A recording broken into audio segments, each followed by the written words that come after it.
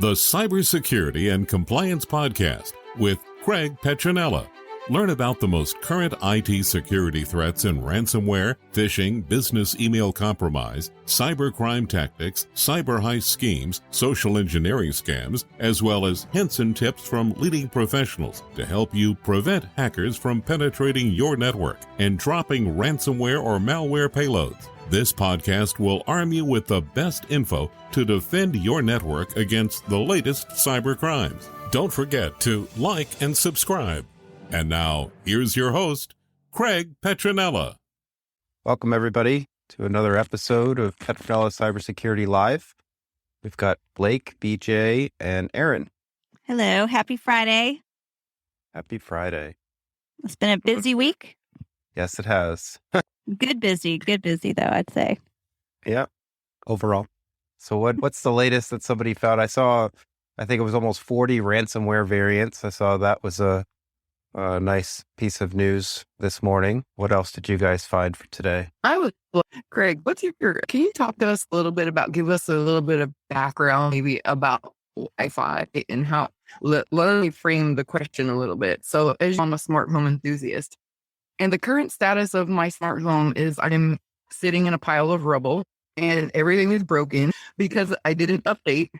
So it's just so interesting because it's also complicated and it's also connected. I did an update yesterday on my iPhone. I updated to iOS 15.04. Right. And when I did that, something happened with my Wi-Fi connection and some of my devices, like literally I was up really late and I fell asleep with a QR code and a flashlight in my hand trying to figure this stuff out because it all just stopped communicating and it's back online right now, but it's not flowing correctly. But interestingly, okay, remember a few months ago, you told me I was having trouble with my laptop and you were like, or my headphones wouldn't connect to Bluetooth and you said, reboot your laptop. And I'm like, what are you talking about? That my problem is with my headphones, not my laptop. And you're like, yeah, just restart your laptop. And I'm like, that makes no sense. You're like, well, restart your laptop. So I restart my laptop and then my headphones work. And I'm like, okay, that's weird.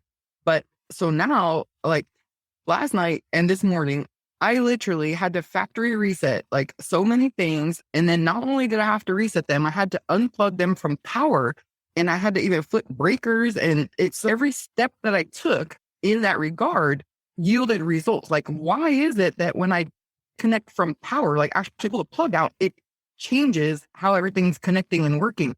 Like all of these resets did something. Like, how does that work? Sometimes when you do an update, it has to write to the firmware of the device and then you reboot the device or unplug it, restart it. So you get the fresh firmware or the update that it has. So that's why you have to reboot like that. Sometimes if you don't do the reboot or restart, it doesn't fully apply the patch. That's why I always say, search for patches, install the patches, do the process again until it says there's no more patches available. And you have to do that for all your devices, all your applications and all that stuff. So you need to set time aside to do that properly. But yeah, that's pretty common that sometimes things go wonky like that. Well, and it seems like they wanted to reconnect in a certain order. So for an example, I have a regular Wi-Fi system, and then on top of my fiber optic Wi-Fi with AT&T as the ISP, I have a Google Mesh Wi-Fi.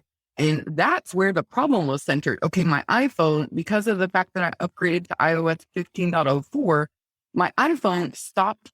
Okay, it was showing that my iPhone couldn't connect to Wi-Fi. So I found Google Assistant led me to a tutorial that solved that problem. I had to reset a bunch of network settings and stuff.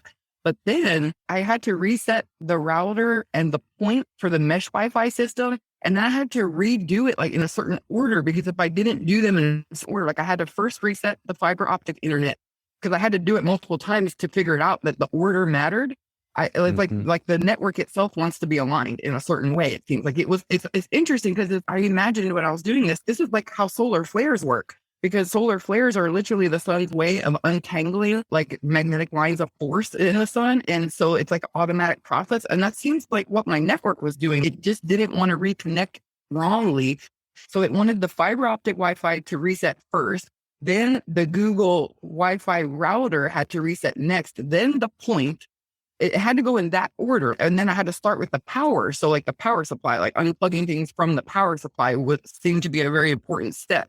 And you've talked about that before, like the importance of power that's coming to the devices. That's all just so interesting to me. And I'm sure that a lot of people don't even realize that's a piece. What is the deal with the UPS and the power supply and how it affects devices? Yeah, I'll tackle the first part of your question. So the reason why you have to reboot devices in a certain order is because typically you're going to restart your router first, because your router is most often supplying what's called DHCP and dishing out the IP addresses to all the other pieces or endpoints on the network. So if that thing's not online, then all the other devices are not going to get their IP address and they're not going to be able to route to the internet. So that's why the order matters. There were so many updates that came out this week with everything going on. So it wouldn't surprise me if your router and other devices needed an update too. And maybe they were pushed and they didn't get applied until they got rebooted. But you always want to reboot your top level device. So if you're at home and all you have is the customer premise equipment that's supplied to you by your provider, your internet service provider, you're going to want to reboot that cable modem or fiber optic modem or whatever you have first. And then if there's another device like a router or a firewall, you're going to reboot that second. And you have to give these things time in between too. So you don't want to just unplug, replug real fast. You need to wait until they fully stand up and they have status lights and they'll show you when they're online. Typically the modems will have 4 different lights on them. They'll blink as they're starting and then more lights will show up. And so you got to give it time to get fully booted. And then at that point, that's when you would restart the next device in the chain.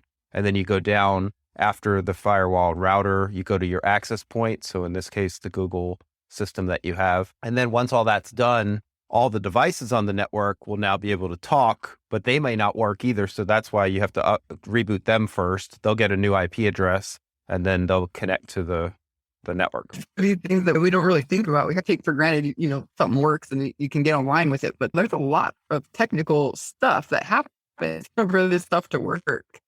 Yeah, there's a lot of stuff that happens in the background that a lot of people don't see or realize, that the provider, the equipment and how it's set up it all has to, like you said, align, and it has to be in the right order. With what you said that you have Google, I think, for your Wi-Fi, and then you have the provided Wi-Fi.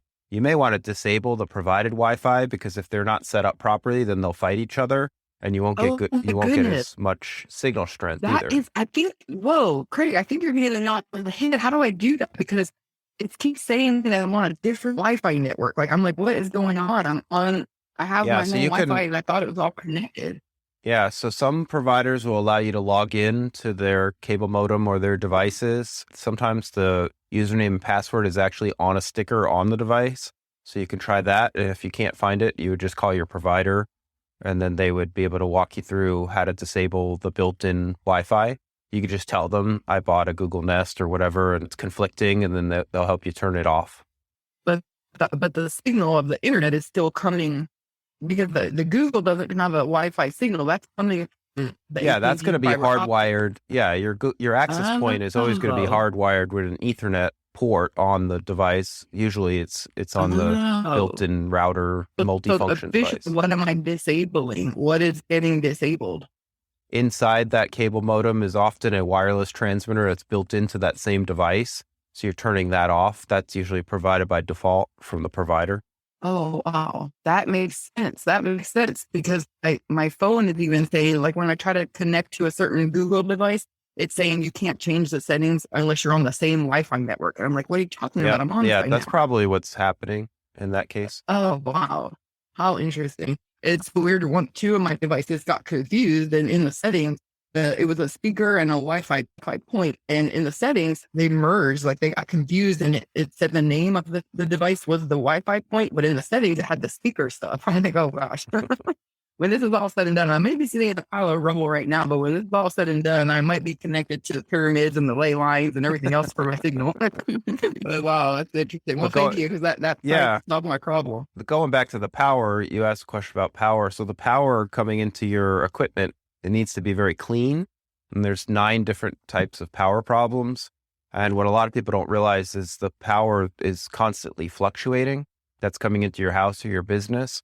So if the power is not cleaned properly with what's called a true online UPS or an always online true sine wave, double sine wave UPS, that power is not being conditioned and cleaned up because we all get power and it's not optimal. It's typically dirty. It's subject to fluctuations, brownouts, different types of power anomalies, and you need a device to clean that power up. A lot of people know what a surge protector is, and there's surges that happen as we speak, and you don't really see them because they're power, unless you have something like a surge protector to protect your equipment. But the smarter the power device is, typically it's a true online UPS, which is the best type of power cleaning device that you can get. The power, it goes into that device, and then it gets cleaned up and then outputted where it's pure clean power from there. So that just makes it even so that it's not fluctuating. Yeah, it makes it even. And then if the power were to spike, it'll block the spike so that your equipment doesn't get damaged. It'll make sure that the power is consistent so that certain devices will do weird squirrely things. If the power isn't right, it'll like malfunction or just random events will happen with improper power anomalies, which is why it's always recommended to use a true online UPS. I guess that makes perfect sense because look at how when we don't have the right nourishment or when we're not taking care of ourselves, we can suffer certain conditions. And I guess that's the same for the power supply for these devices. They need that same care. And it really does extend the life of the equipment connected. So it's definitely a good investment. Interesting. Would that explain why, like when I said say, because I had a situation where they were saying they weren't online. Like I was trying to talk to the smart devices and they were saying they could still hear me. Now I don't know how it works because they were saying they were not connected to the internet, but they were answering me and they could hear the voice prompt, but they would answer and say, sorry, the internet's not available right now. Yeah, they most likely. That was with some of the devices, and then some of the other devices were online. And so it seems like the power in the house was fluctuating because certain devices were online and certain devices were offline. Well, it was probably more like the order of events, and the devices that were offline that couldn't connect it to the network. They were either not, the order wasn't set properly where the boot order was that they didn't grab their IP address and it timed out in the time frame that it was kept requesting the IP address, and the router or the DHCP server in this case wasn't available at that timing. And that's why it just gave up. And then it resorted to a non-routable IP address. It'll still respond to you, but it won't connect to the rest of the network and it won't work until you reboot it again after all the other things are online, and then it'll just come up fine. Oh, do you feel like you've been traumatized by cybersecurity and IT? Like this is complicated. Have you ever experienced like trauma from this? There's so much that can go on. So when we finally have it right, you feel like you don't even want to breathe. Well, that's the thing too. Once you have it all working and everything, that usually causes hesitancy for somebody to apply a patch or an update, because sometimes patches or updates break things. So you don't want to. But if you don't do the patch, then you're subject to a cyber threat. So it's just a balancing act. It just teaches you about how it all connects together. Yeah. What's your advice on patches? Like I saw a thing said, a news article that said, don't patch right away when a patch comes out because let the bugs get worked out. Do you think that you should wait a little bit, or is it there to patch immediately? It really depends on the situation. So for example, if you run a business and the benefits of that patch, for example, maybe they patched a way that ransomware gets dropped onto the network. So you have to weigh the importance of the patch, and then you have to weigh the ramifications of if it breaks something. So what I always recommend in a business environment is to have a process in place for applying patches, in a policy, and then a process for how to apply patches, and then apply them in a little bit of an experimental or isolated lab type approach. So maybe if you have 50 devices on the network, maybe you test the patch to one of those devices in a controlled environment. You see how it behaves, see if it broke anything, any applications that get broken, things like that, and then decide to roll it out. But that's called the patch window. That patch window time, hackers are aware of that too. You have to try to accelerate that process. So the other end of the extreme is patch first, patch right away, and then resort to rollback or backups. So that's another methodology that people like to adopt for high security, because the patch gives the high security, but has the ramification of breaking something. Well, if it does break something, you could always resort back to and roll back to a backup. So you always want to back up your device before applying any kind of patch in case the patch blows it up. So you could resort or revert back quickly. So that's definitely another approach that you can take. There are automated approaches that will try to vet and test patches before they're deployed, which is technology that we use for our clients. So that works. Well, it's not perfect. Because I never really got it before that we do patch management for that's one of our core offerings, but I never saw personally I never understood the deep necessity for something like that. But having a smart home, I have 50 some devices now in my home. And now I'm at a place where I'm like, I don't understand how a business does their IT without help, like I'm a managed service provider, because I feel like I'm at the service provider. And I don't see it as a pathway to not have help, because when you get devices online in a certain number of a certain degree of complication, you're literally in waters that can be very bumpy and there can be a lot of, it's like I'm experiencing that just from a smart home, that I don't hold I except my own, which, you know what I mean? But if I was a business in a situation right now, I would see the need for help. I would be like, well, I'm getting it a bit over my head. Every device, every application you add makes the complexity higher. So the more complex it becomes, then it may get to a point where it is not manageable manually and you have to deploy some type of automation or leverage a managed service provider to help with that. And there are a lot of people in your situation that have alarm systems, cameras, all sorts of IoT or different devices on their networks now, and they have become overly complex. And it's overwhelming because with all the complexity, the homeowner doesn't even know, or even the business owner doesn't even know who to call when something breaks. So if you don't have... yeah, I was thinking that this, like, what do I think this is worse? Like, do I call my home's out of control? But yeah, this is really eye-opening. See, like the risk that the convergence of convenience and cybersecurity, like when you reach a certain point, there's a natural balance that's required. Because it's like every device I add now, I've opened myself up, which I'm lucky because I do have managed services on my network from a cybersecurity perspective, because PTG is on my network. So I take a breath there. But if I didn't have that, like I would probably need to be worried at this point, because each of these devices is complicated in its own way. Right. And now each one of them has its own risk and vulnerability. And launching these devices, I definitely opened up some new vulnerabilities for myself. Yep, that's true.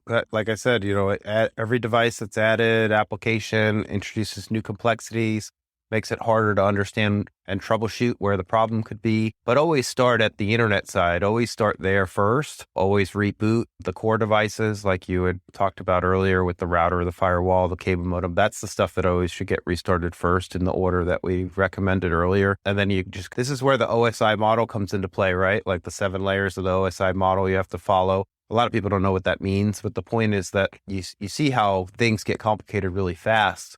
And by following that methodology and starting at the physical layer and moving all the way up to the application layer, it's a proven way to troubleshoot. But yeah, definitely like a real thorough look at every layer, because you don't want to build on a shaky foundation. We see evidence of that all over the place. You really want to have a solid foundation so that, you can stay standing. But this, like they say, the microcosm and the macrocosm, right? So below. But this example for myself personally, isn't this indicative of the state of cybersecurity in the world, though? Because the numbers, I don't think there's a way to count now, because you hear 10 billion, you hear 30 billion, you hear 50 billion IoT connected device. Take my situation and then actually just now look at the world. Where we have possibly to 30 or 50 billion connected IoT devices, and a lot of vulnerability and lack of patching and cybersecurity and all that managed stuff, all the layers you're talking about, the OSI model, that's been neglected. And when we look at that through the lens of 30 to 50 billion devices with that process being neglected, I guess that kind of explains where we are. Yep. And I'm curious too, Craig, do you have any good patching stories in the 20 years that you've been doing this, 20 plus years, I guess? What's the story that comes to your mind when you think back of your career and all the things you've seen? Like what jumps out I remember a law firm that applied patches. They didn't back up first, and it blew up. The system wouldn't boot up anymore. So that's why it's so important to back up before applying any patches. And people, quite frankly, they don't want to take the time to back it up. They don't have a proven backup plan in place. They don't have that process defined for that. So backup is a big job. I remember when I first started the company in 2002, one of the things that we would mandate at that time even based on experience is, look, we need to back you up. And if they refused and they didn't want to pay to have us back up and do the process to protect them, then they had to sign a waiver that basically said, look, we're declining this recommendation in favor of time. And sometimes things would blow up and go wrong. And back then it was a lot of manual patching. And then there were patches to the patch. And then you had if something blew up, you'd be on the phone for hours with support trying to troubleshoot why it broke something. And now, Craig, when you say it blows stuff up, can you give me an example of? Yeah, like the computer won't boot. It'll be in the BIOS, or it won't boot up. It won't start the operating system. It won't fully boot up. It'll be like a black screen, for example. It won't start into Windows or Mac OS. Like, what can cause that when you do an update? What can cause that to happen when you do an update? Is it just something that just doesn't mesh correctly and it just killed it? Or there's all different things that can cause. So, for example, certain updates, like operating system updates, they update the kernel, or they might update the file system, or how the file system interacts with the operating system, and they might mess up a boot file. There's all different things that can cause why something won't boot up. But the point is, back in those days, and it still happens now, of course, the point is that if you don't have a backup and a recourse to revert, right, then now you're forced to troubleshoot that issue with the vendor and and that sometimes could take many hours to figure out. And meanwhile, if this thing is a server, and this has happened at the server level, now you got all the people in the company that can't work because somebody didn't back up the server first. So Wow. It goes back to single points of failure. And nowadays we're so connected and so reliant upon these different technologies.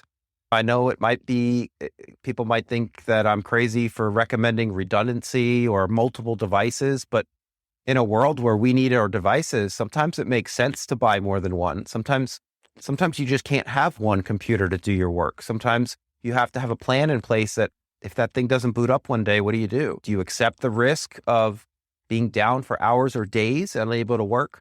Or do you have another device on standby? Or do you have what's called a hot spare, where it's available, it's cold, it's in the closet, and you can set it up. You have a process to set it up quickly to get that person back up and running as quickly as possible.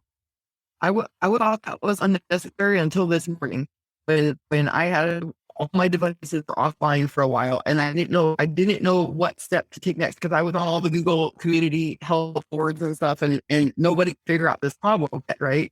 And so I was like literally sitting here, I'm offline.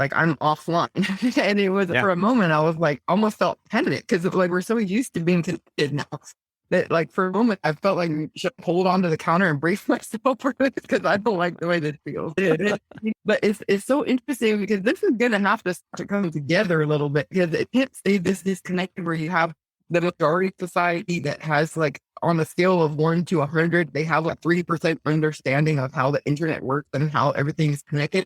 And then you have the cybersecurity professionals, which to even be in the category of cybersecurity expert, like you're in that category, but not all of us are in the category that you're in, because you're in a league of your own, and then we have engineers that are in either there. But it's like on the degrees are so important. And the people like that are at the lower end of the spectrum, is just start understanding of how this all works. And in their defense, how would they know, right? How would they know how to properly value a cybersecurity expert? Because unless you have been exposed to all those degrees in between 0 and 100, you really can't frame it correctly in your mind. But once you start to meddle in those waters, you're like, oh, wow.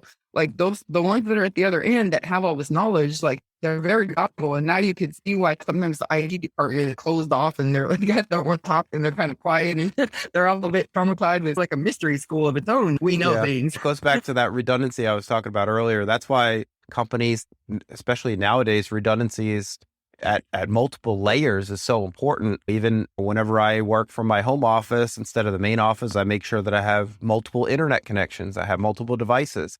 I reduce my single points of failure. And I think what a lot of people need to think about is, if you're using only one device, you need to think about what happens if that thing doesn't work, because there will be a point in time where it doesn't work. There might be a patch that breaks it. There might be a malfunction of the device. You might spill water on it. Yeah, somebody we know. Yeah. If the background had eyes, it could look at all the internet users, the internet connected users on the internet of things and look at their degree of security. You probably do look like a shield of some sort the way you have your stuff set up. It's probably fairly obvious that you're a cybersecurity person. Like your cybersecurity, like the back that's behind you, right? It looks like a neural net that in the background of your video there. But that gives me the impression that that's what your cybersecurity looks like. Yeah, it's all about redundancy and reducing single points of failure. And the people listening just need to think about it for a minute. Say, look, what happens if I can't get on the internet and I'm working from home? At what point in time does my employer get upset that I can't work? And then at what point in time does a decision need to be made on, does that employee need to go somewhere else to work, or do they need to come into the office, or do they get extra internet circuit? People dig up lines all the time when doing construction. They break the internet lines, they cut the lines. You have to think about all these different scenarios can really happen to you at home or at your business.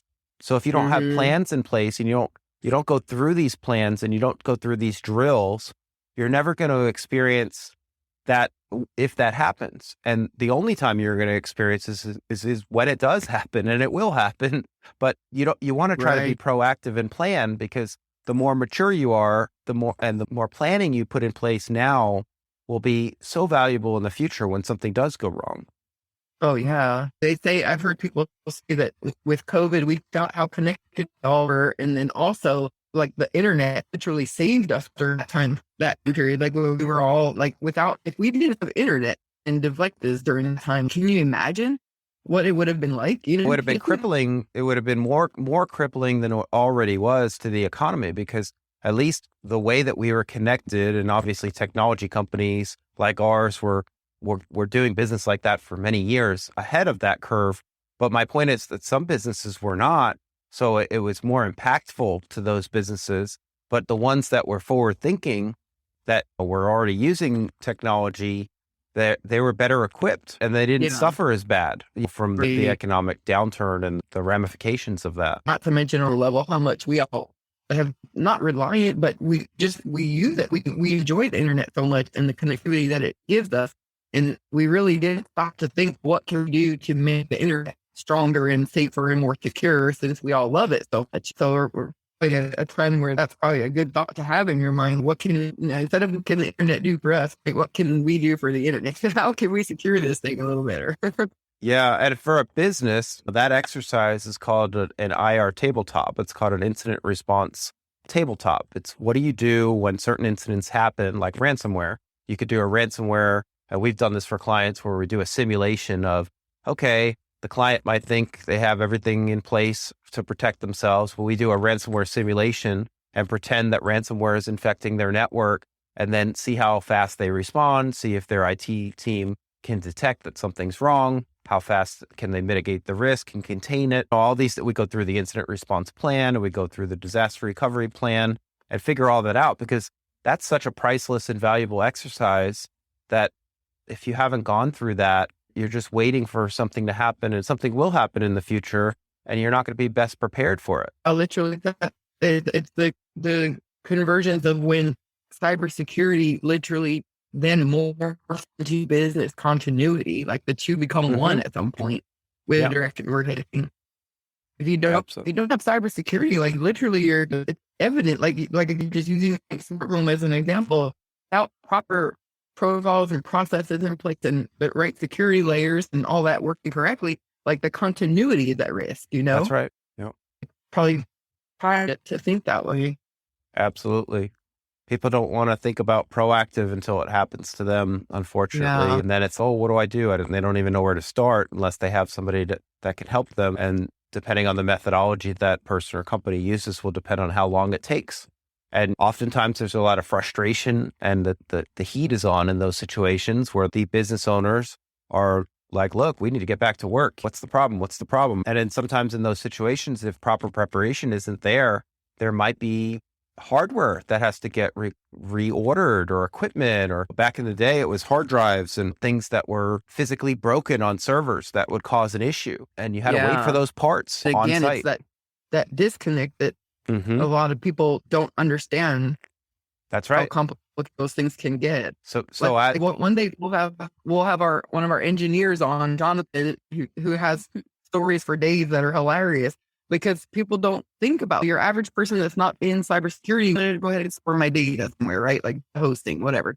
And that's the end of it. But then you don't think about the process that happens there. And you don't think about the fact that there is an engineer in a data center holding equipment in his hand that literally just set on fire. And you know what I mean? Like, they don't understand that, like, this stuff is actually, you think you're going to set off these deadly, when there's the stuff comes out to put the fires out, you're stuck in a data center. I mean, people don't think about like all this stuff. Like, it's not a magic switch, right? Like, I think people just think there's this magic wand that gets waved and both of it, all your data stored and you're back up there, you're on the internet and you have to have security. No, it's a step-by-step process.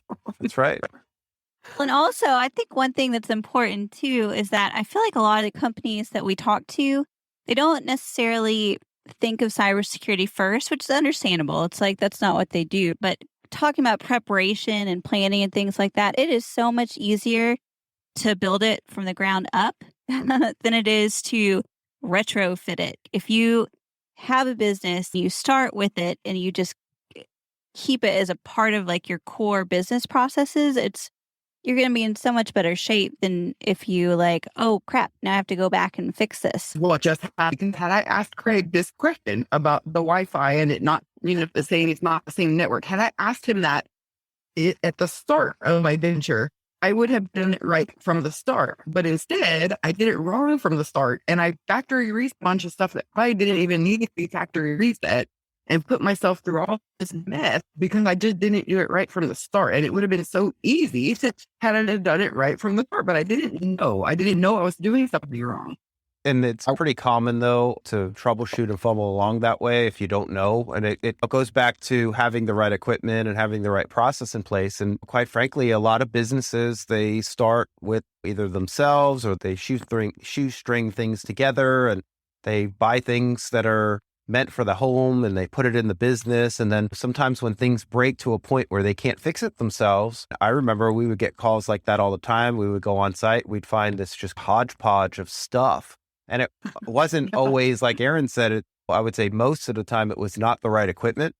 So we would have to be the messenger in that situation and be like, look, this really isn't the right equipment to run your business. And you're trying to run your whole company on a $59 firewall and, a $299 cheap computer, and 50 people are trying to log into it. It's just not the right. It's like using a Honda Civic as a pickup truck. It just doesn't work. Great analogy. I wish people thought about cybersecurity like they do fight or flight. If you drive a car, you get in your car and you're like, hey, I don't buckle my seatbelt. I could get in an accident and I could possibly hurt myself or die or hurt somebody else or whatever. Or if I jump off this cliff into this water that's 30 feet down, I could land on it awkwardly and then be in pain, Instead of people just, they don't feel the pain. They just think that they're trying. People need to think about cybersecurity in the fight or flight and the fight or flight mindset where, hey, I grow my business. This is how I secure my customers. I am taking responsibility by serving customers. I'm securing their data. I'm responsible for that. It's like a child. If you don't feed your child or you neglect your child, like Child Protective Services are going to come and take your child. That should be the same for businesses. The hackers are going to come and take your business. That's what's going to happen. Well, yeah, that's a problem too. Unfortunately, I do agree. But if you think about good hackers, right? Like we get all these crazy calls for people that are like, hey, like my wife or this person has hacked my Instagram or my Facebook or whatever. And they're stalking me and they're going to murder my family and all types of crazy stuff like that. But if you think about it, like the good hackers or the people that know what they're doing, they go after the money, right? Like you have to be in possession of like valuable data, or not only that, they have to monetize, right?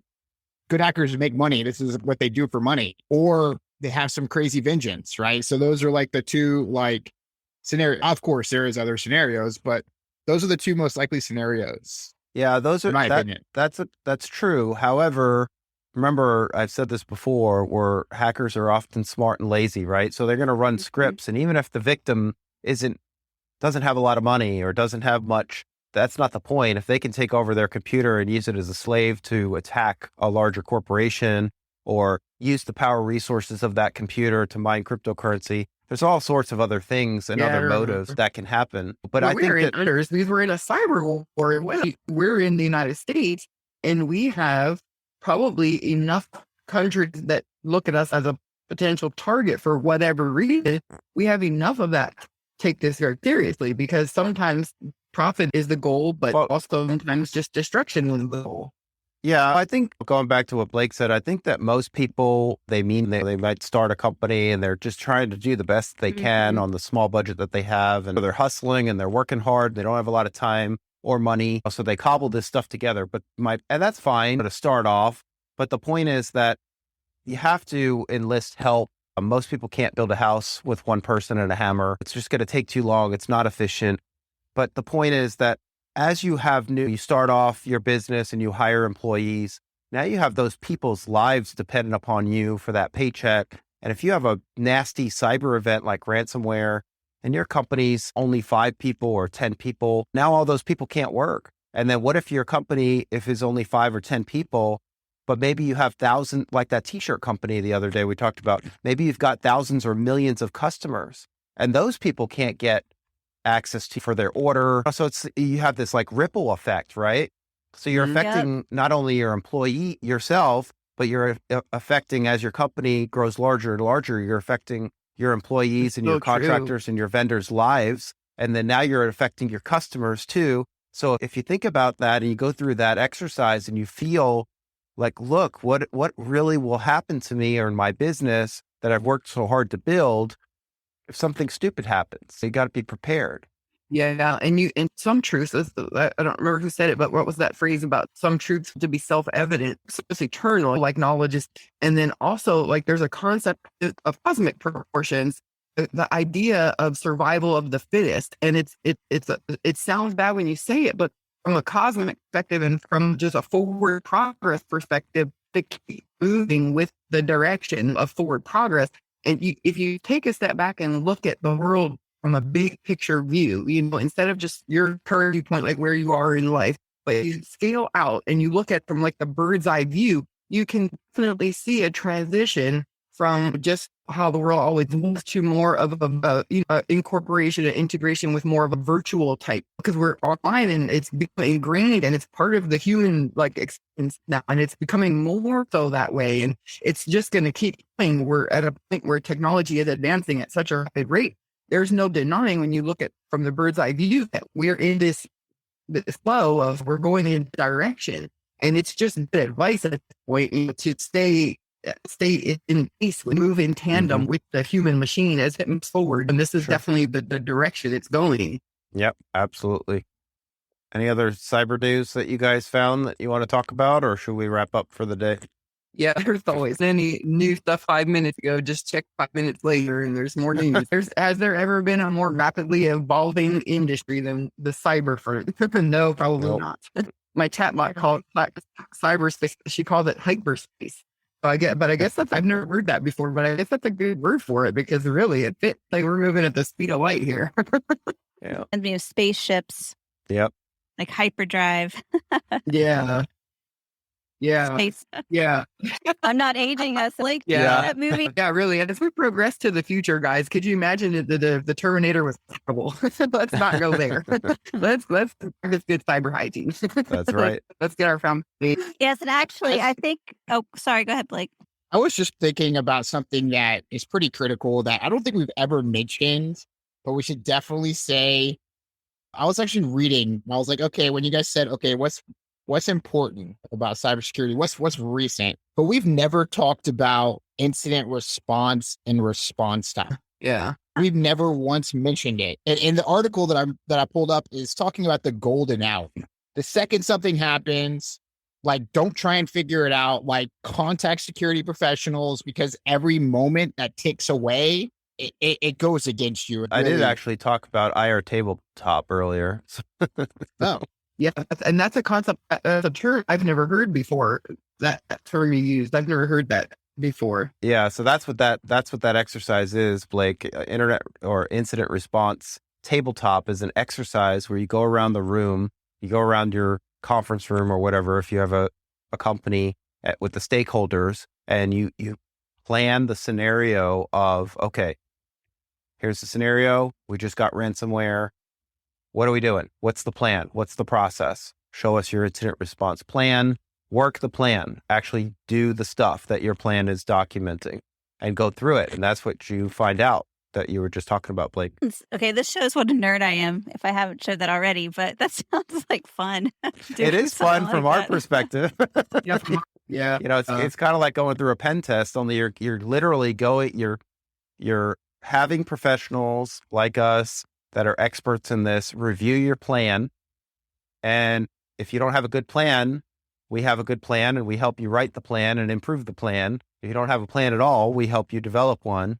And then we go through it to get, when you're ready, obviously, you go through it together, and it's like shuffling a deck of cards and pick a card. What's the IR for the day? Is it going to be ransomware? Did our server die? Is it a critical server die? How fast can we recover that app server? Yeah. People think they have things under control until something happens, and then they don't know what to do. Remember that little small house fire, and I was not prepared, and I literally had to use my bare hands to put this fire out. Like, that shouldn't have happened. But it's all about drills, though, right? Like, you went through that experience. Now you have that experience. Now I'm prepared, and I feel so much that I'm prepared. I'm like, okay, that means again, I'm not going to be a victim again.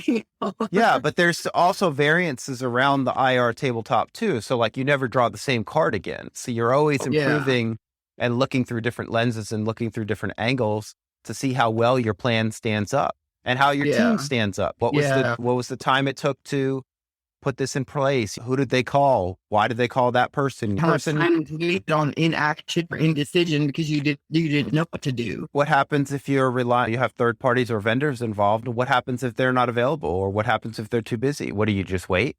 Do you have a plan in place? Redundancy? Who do you call next? Yeah. Well, when it comes to cybersecurity, it may not be a bad idea to have a clause in there that if all else fails, engage a team of prayer warriors, because you never know. It's complicated. Yeah, but you're right, Blake. Oh, go ahead, Craig. I was just going to say, even home users can do an IR scenario drill, though, right? You could pretend, BJ, that your iPhone just blew up. What are you going to do for the rest of the day? How are you going to make phone calls? Yeah, because it may seem unnecessary, but if you really look, like we talked about yesterday, that there's an element to this that all blends together at some point. It all converges into one point, right? Because there's technology, there's science, there's nature, but it's all connected. It's not separate from each other. Like the technology operates with the forces of nature. It's getting power from the forces of nature. When you look at it in that regard, it kind of makes sense to do these exercises for their order. So you have this like ripple effect, right? Not only your employee, yourself, but you're affecting, as your company grows larger and larger, you're affecting your employee, contractors, and your vendors' lives. And then now you're affecting your customers too. So if you think about that and you go through that exercise, feel like, look, what really will happen to me or my business that I've worked so hard to build? Something stupid happens. You got to be prepared. Yeah, and some truths, I don't remember who said it, but what was that phrase about some truths will to be self-evident? Truth is eternal, like knowledge is, and then also like there's a concept of cosmic proportions, the idea of survival of the fittest, and it sounds bad when you say it, but from a cosmic perspective and from just a forward progress perspective, to keep moving with the direction of forward progress. And if you take a step back and look at the world from a big picture view, instead of just your current viewpoint, like where you are in life, but you scale out and you look at from like the bird's eye view, you can definitely see a transition from just how the world always moves to more of incorporation and integration with more virtual type, because we're online and it's ingrained and it's part of the human experience now, and it's becoming more so that way. And it's just going to keep going. We're at a point where technology is advancing at such a rapid rate. There's no denying, when you look at from the bird's eye view, that we're in this flow of, we're going in direction. And it's just good advice at this point, to stay in peace, move in tandem with the human machine as it moves forward. And this is definitely the direction it's going. Yep, absolutely. Any other cyber news that you guys found that you want to talk about, or should we wrap up for the day? Yeah, always. If there wasn't any new stuff 5 minutes ago, just check 5 minutes later and there's more news. Has there ever been a more rapidly evolving industry than the cyber front? No, probably not. My chatbot called cyberspace, she called it hyperspace. But I guess I've never heard that before, but I guess that's a good word for it because really it fits. We're moving at the speed of light here. And we have spaceships. Yep. Like hyperdrive. Yeah. Yeah. Space. Yeah. I'm not aging us. Yeah, really. And as we progress to the future, guys, could you imagine if the Terminator was hackable? Let's not go there. let's get good cyber hygiene. That's right. Let's get our foundation. Yes, and actually, I think. Oh, sorry. Go ahead, Blake. I was just thinking about something that is pretty critical that I don't think we've ever mentioned, but we should definitely say. I was actually reading, and then they don't know what to do. Remember that little small house fire, and I was not prepared, and I literally had to use my bare hands to put this fire out. Like that shouldn't have happened. You know what I mean? I should have. It's all about drills, though, right? That experience. Now you have that. Now I'm prepared. And it looks like we just lost Craig. So let's go ahead and cut it off here. Thank you, everyone, for joining us. Have a fantastic weekend, and we will see you Monday with all the newest breaking cyber news. Thanks for listening to the Cybersecurity and Compliance Podcast with Craig Petronella. For other episodes and more information, visit petronellatech.com. Also visit our other websites, compliancearmor.com and blockchainsecurity.com. Don't forget to like and subscribe. Thanks for listening, and stay secure.